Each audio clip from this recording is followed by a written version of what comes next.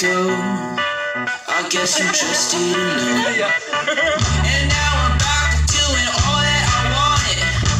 I'm gonna finish all the things that I started. If I'm being honest, I just didn't let it show. But turns out all along I was already ready to go.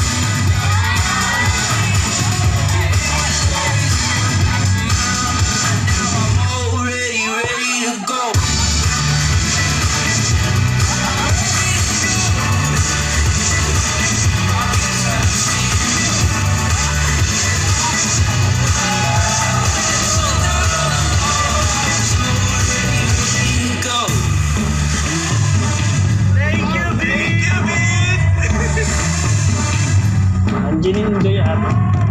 Contact, see you later. And I love you.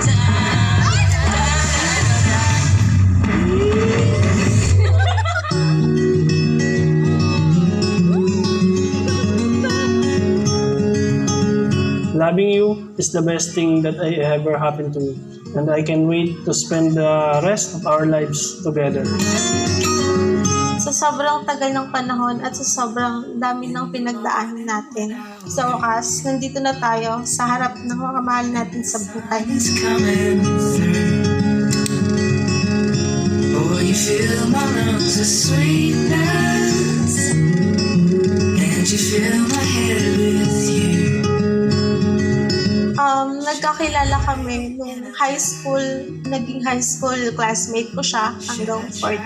Get it down. Until one day na naisipan na magkita sa mismo place ng Baclaran. Yun yung time na this oras na ng gabi, maraming tao. Habang naglalakad ako sa may overpass, instead na tatanungin kita kung nasan ka, yun yung time na malayo pa lang nakita na kita. Nag-message ako sa kanya, nung kinamusta ko lang siya after 5 years. Unang kita namin ulit noon sa may overpass ng Baclaran. Thank you, ma. Kasi dahil ikaw yung naging nanay namin. Ikaw yung tumayo bilang nanay at tatay sa amin na. Where the fields of pain and gold. God bless you. I love you. Wow. Never told. Thank you po. I love you. And the day, So, para sa anak ko, masaya ako. oh, the whole world is sleeping, but my world is you. Can I be close to you?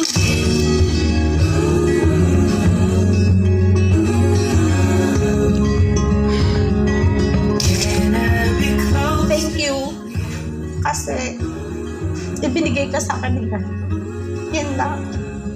Wala na akong ibang masabi kundi thank you.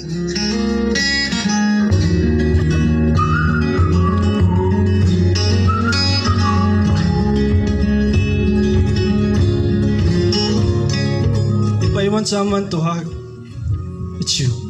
If I want someone to talk, it's you. If I want someone to put all into, it's you.